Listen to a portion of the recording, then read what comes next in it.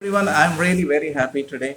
When people think about being more happy, they wait for happiness to come in their life. I would say it is within ourselves to create that happiness. We need to create that happiness. Yes, like how we light up our home in the evening because we don't like living in darkness.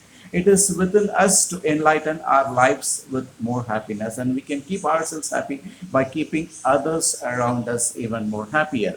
மகிழ்வித்து மகிழ் அப்படின்னு தமிழ்ல சொல்லுவாங்க. நம்ம வாழ்க்கையில சந்தோஷம் இல்லறணும்னு நினைச்சீங்கன்னா நம்மளை சுத்தி இருக்கிறவங்கள முதல்ல நாம சந்தோஷமா வச்சுக்கணும். அப்படி பண்ணணும்னா சந்தோஷம் நம்மளை தேடி ஆட்டோமேட்டிக்கா வந்துடும். What ever you give, you will get that back in multiples, and the same thing is applicable to happiness as well. The more you give, the more you will get as well. Many people think that it's an actual myth that they think giving a costly gift or money or a monetary benefit are the only hallmark for happiness. But the actual fact is, my dear friends, you can keep others happy by giving your time, valuable time, and also by giving your love, by giving your words of compassion, affection, and by giving your service to all of them, by giving your motivation, appreciation, and there can't be a better replacement than these things to keep others around you happy. I was really moved by a story which I read, which had happened many years ago in China. There were two boarding school teachers, one Mr. Wang and one Mr. Shang. They were allowed to take 10 days break every year, and they were allowed to go to their village to visit their family on the eve of New Year. And on the way back their home, Mr. Wang did a lot of purchase in the form of gifts, chocolates, dresses to be given to his wife who is waiting for him there at their hometown. And Mr. Shang, he had spent all his money in the form of playing games, gambling games, and he lost all his money. So he told Mr. Wang that I cannot get back home empty handed. So I'm going back to the school. You please tell my family I would visit them in the next vacation. So Mr. Wang had to travel 3 days to reach his village, and on the way back, he met Mr. Shang's wife at their village, and Mr. Shang's wife was inquiring about her husband.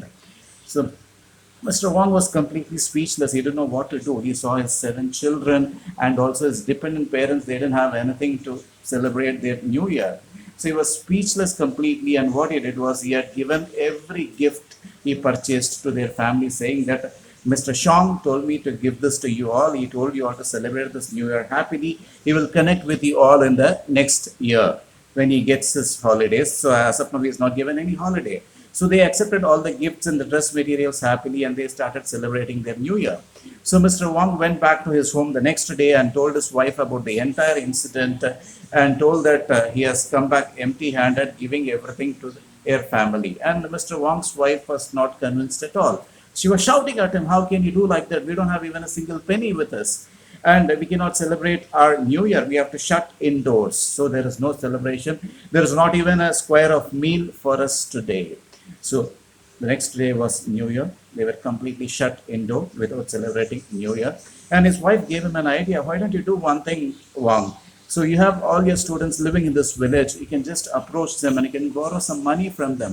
But Mr. Wang told that is not the right approach. Borrowing money from students is not the right approach. That too, borrowing money on the day of New Year is not accepted at all. So I can't do it. I cannot do it. And after a few minutes, there was someone on their door. Tuck, tuck, tuck. Mr. Wang opened the door and he was surprised to see all his students waiting outside with gifts, chocolates, dresses to be gifted to their teacher. So he welcomed all of them inside their home and accepted their gifts, and they were enjoying their New Year celebration. Again, after a few minutes, there was someone on their door.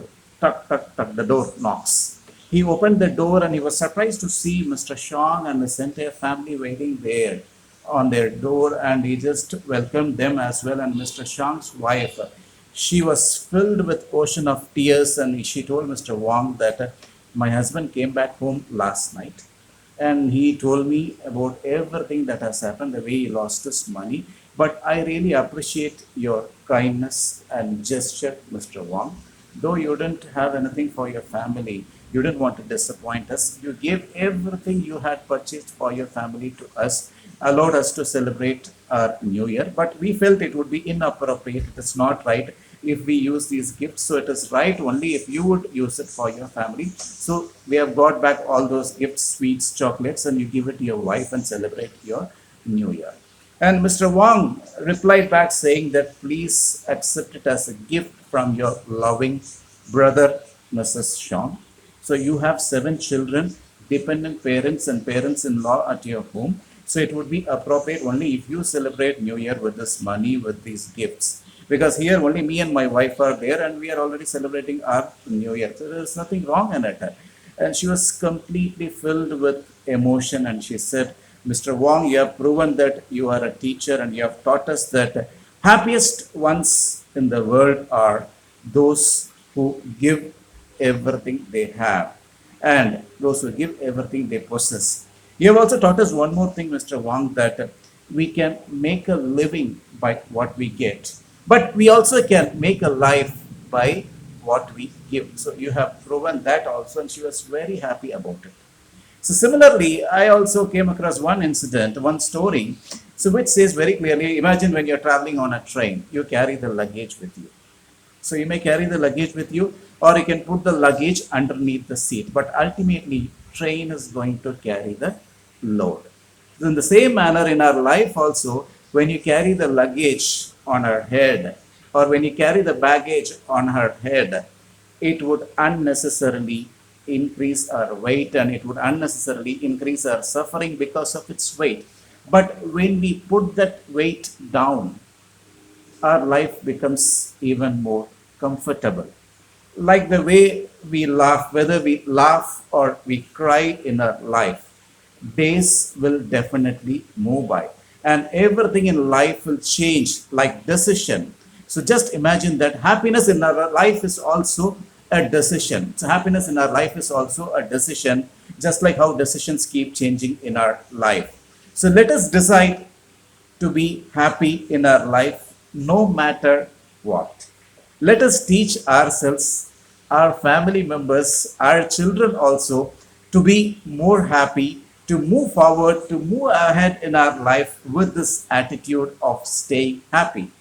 And I also come across one more interesting quote which says very clearly, making money may give you happiness, but making others make money, making others feel appreciated, making others feel motivated is super happiness, is definitely super happiness for all of us. So let us adapt to that habit of super happiness, making ourselves happy and the people around us also to be even more happier.